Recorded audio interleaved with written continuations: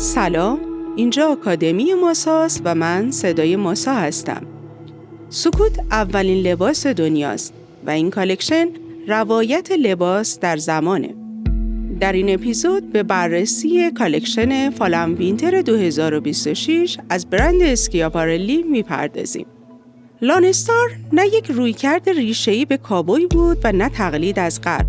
این بیشتر توصیف شخصی به زنانی بود که فارغ از نگاه مردانه برای خود می‌پوشیدند.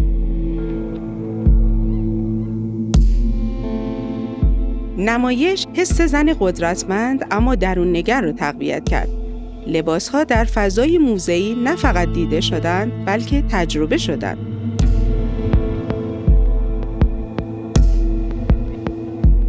شلوار بولک، تصویر ساختاری از تزلزل و قدرت همزمان.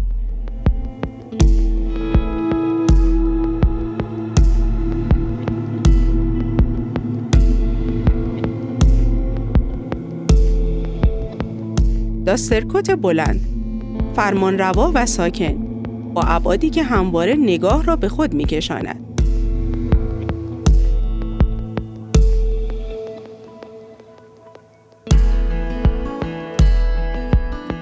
روزبری با استفاده از تصاویر غرب آمریکای الگویی شده مثل بوت کابوی، کمربندهای بزرگ و داسترکوت‌ها بازآفرینی انجام داد که هم بیانگر قدرت است و هم لطافت زنانه، مفاهیمی در تضاد ولی همزاد.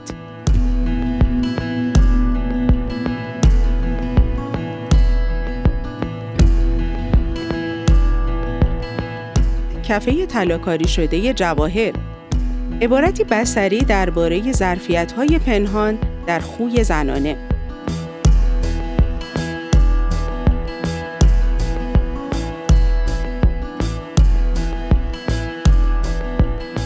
رنگ‌ها محدود اما سرشار از معنا هستند. تون‌های خاکی، عسلی، نچرال و اشاراتی از فلز به زیبایی بیانگر همان تضادهای بصری برند هستند. زمانی که دانیل روزبری هدایت مزون اسکیاپارلی رو به عهده گرفت، وعده داد که به روح و زبان سورئال این خانه وفادار خواهد بود، بدون آنکه تکرارگر صرف گذشته باشه. در کالکشن لونستار او این وعده را با شجاعت تحقق بخشید. با آنچه خلق کرد چیزی فراتر از کالکشن ردی تو ور بود. یک ادای احترام مدرن به زنانگی پیچیده به سبک زندگی تک ستاره ها. این لباس ها بیش از آن که متعلق به غرب باشند، متعلق به یک اندیشه بودند. اندیشه‌ای درباره زنانگی بدون محدودیت.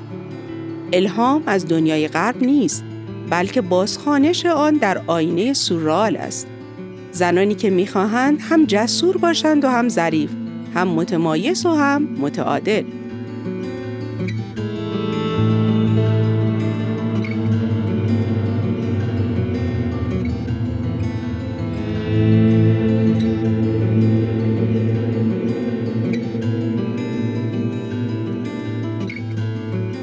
می‌دونیم که این کالکشن در موزه هنر مدرن پاریس اجرا شد، جایی که ادبیات معماری مدرن با اشکال به هم پیوند می‌خورد.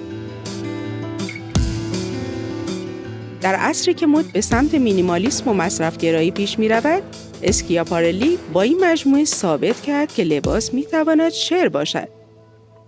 اینجا کالایی نیست که صرفاً پوشیده شود، ظرفی است برای نمایش هویت، برای اعتراض زیرپوستی به استانداردهای بیرون و برای بازخوانی کلاسیک در المان‌های امروز.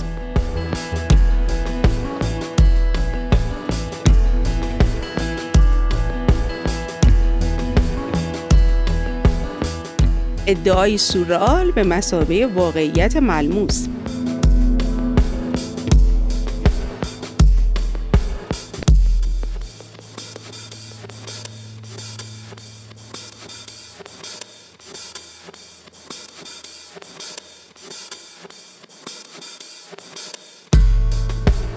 اگر بخوایم تصویری برای این کالکشن بسازم، داسترکوت‌هایی با خطوط شیک و دقیق، شلوارهایی با فرم‌های معماری، بوت‌هایی که بیشتر ابژه‌اند تا پوشیدنی، همه با زبانی سورئال. از سوی دیگه پیراهن‌های بالاتنه که مانند بدن دوم فشرده و در عین حال آزاد هستند. در کل سیلوئت‌ها میان اقتدار و آزادی نوسان دارند.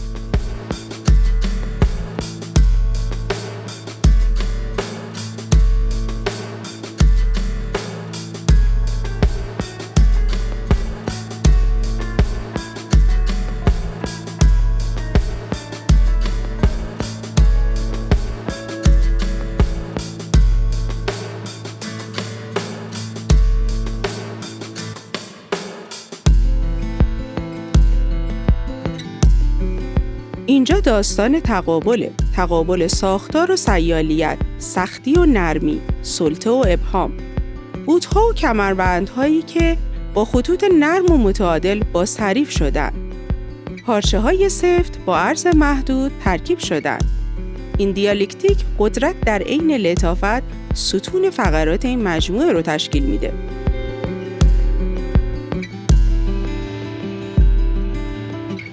لونستار از اسکیاپارلی برای زنانی خلق شده که خودشون را مالک لباسشون میدونن. جایی که قدرت و ظرافت، سختی و انعطاف، ساختار و اشتیاق در تعادلی دقیق به هم پیوند میخورند و لباس سمبل مقاومت و زیبایی تک ستاره هاست. بافت‌ها از جیر تا لمسه و چرمی ابریشمی در تضاد آنی حس بصری پویا را خلق می‌کنند.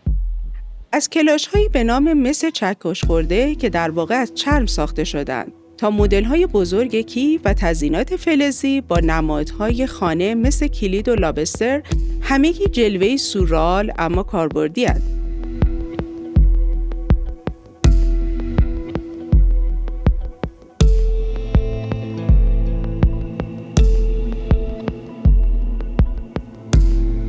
پیکربندی شبکیه بصری سریالی از پارچه‌هایی با تکنیک فلاکینگ تا جزئیات طلایی جواهرات، همه با هدف ایجاد تضاد بین صلابتی مصنوعی و زندگی طبیعی طراحی شدند.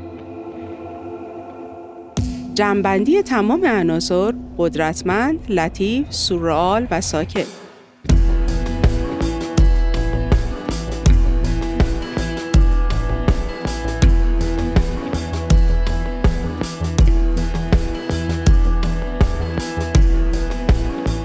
در پشت صحنه برندها رویاهایی در جریانند. اینجا با هم دیدیم، شنیدیم و پرسیدیم. ماسا آکادمی است که تو رو دعوت میکنه به تماشای عمیق. تا اپیزود بعد، بدرود.